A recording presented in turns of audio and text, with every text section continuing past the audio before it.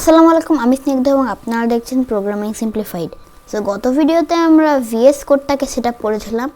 আজকে আমরা এইচটিএমএল এর বেসিক থেকে শুরু করব।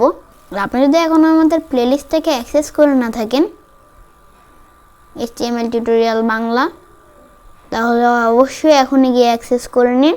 Link is in the description box. আর আপনি যদি আমাদের চ্যানেলে নতুন হয়ে থাকেন তাহলে সাবস্ক্রাইব করে বেল আইকনটি প্রেস করুন। So without wasting any time, let's get started.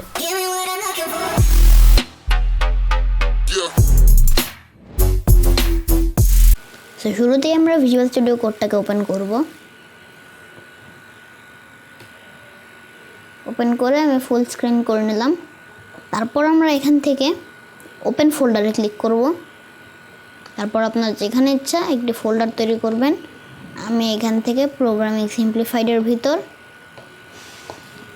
একটি নতুন ফোল্ডার বানিয়ে নিলাম, এইচটিএমএল টিউটোরিয়াল। তারপর আমরা এটাকে সিলেক্ট ফোল্ডার দিয়ে দিলাম। তারপর আমরা এখানে একটি নতুন ফাইল বানাবো, যেটার নাম দেব আমরা tutorial1.html। আপনি যখনই কোনো HTML ফাইল বানাতে যাবেন তখন আপনার এই .htmlটাকে ইউজ করতে হবে। তো এখানে এসে আমরা দেখলাম হ্যালো ওয়ার্ল্ড। এখন আমাদের এটাকে সেভ করতে হবে, এছাড়া কোনো লাভ হবে না। সেভ করে নিলাম, সেভ হয়ে গেল। তারপর আমরা যেখানে ফোল্ডারটা আছে এটা ওপেন করে নিলাম, tutorial1.html। এখানে ক্রোমের লোগো আসছে, আমি এন্টার দিয়ে দিলাম, ওপেন হয়ে গেল। আমার জুম করা ছিল, রিসেট করে দিলাম। হ্যাঁ, এই লেখা চলে এসেছে হ্যালো ওয়ার্ল্ড। তারপর আমরা এখানে আরও কিছু যদি লিখি, যেমন সাবস্ক্রাইব,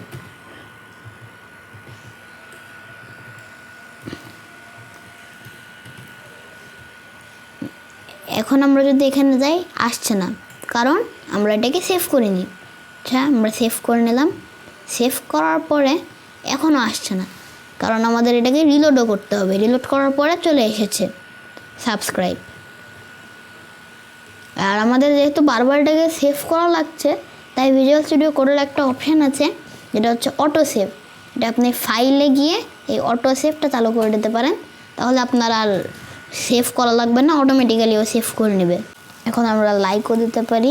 এবার যদি আমরা সেভ করি, এখানে গিয়ে রিলোড করি, চলে আসবে। তো আমরা এভাবে যা দিচ্ছি, আমরা কিন্তু এখানে একটা লাইনের এন্টার দিয়েছি, এখানেও দিয়েছি, কিন্তু ওয়েবসাইটে সেটা আসেনি। তার কারণ হচ্ছে এইচটিএমএল এরকম সিম্পল টেক্সট দিলে এইচটিএমএল বুঝবে না। এইচটিএমএলে কিছু লেখার জন্য আপনার এইচটিএমএল এর ভাষায় লিখতে হবে। আর সেখানে আমরা যদি কোনো প্যারাগ্রাফ লিখতে চাই, তাহলে প্যারাগ্রাফ শুরু হয় কি দিয়ে?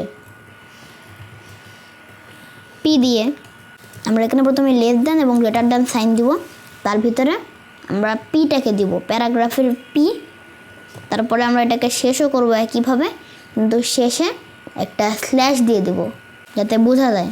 এছাড়া তো এইচটিএমএল বুঝতে পারবে না যে শুরুর পিও যদি সেম রকমের হয় আর শেষেরটাও যদি একই রকমের হয়, তাহলে এইচটিএমএল বুঝতে পারবে না কোনটা শুরু কোনটা শেষ। সেজন্য এখানে স্ল্যাশ দেওয়া।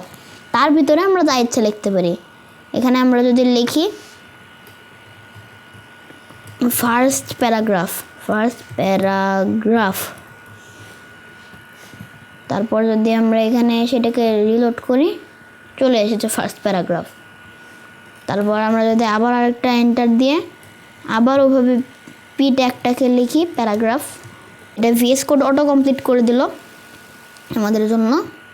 তো এখানে আমরা দেখলাম সেকেন্ড প্যারাগ্রাফ। আবার আমরা এখানে যা লোড করলাম, সেকেন্ড প্যারাগ্রাফও চলে এসেছে।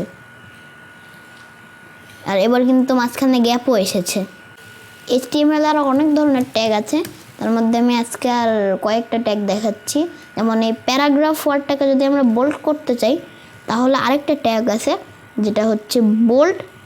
সেটার প্রথম অক্ষর বি দিয়ে এভাবে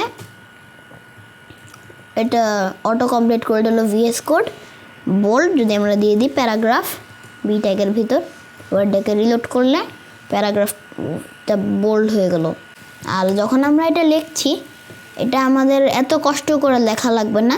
আমরা যদি ভিজুয়াল স্টুডিও কোডে পি লিখি, একটা অ্যাব্রিভিয়েশন দেখাচ্ছে, এটাতে আমরা এন্টার দিয়ে দিলাম, ও ট্যাগ লিখে দিল।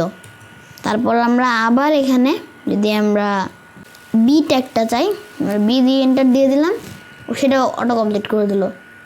এভাবে সব ধরনের ট্যাগকে অটো কমপ্লিট করে দেবে। আজকে এ পর্যন্তই। আর এই ভিডিওটা যদি আপনাদের একটুও ভালো লেগে থাকে তাহলে লাইক করবেন, কমেন্ট করবেন এবং অবশ্যই বন্ধুদের সাথে শেয়ার করবেন। আসসালামু আলাইকুম।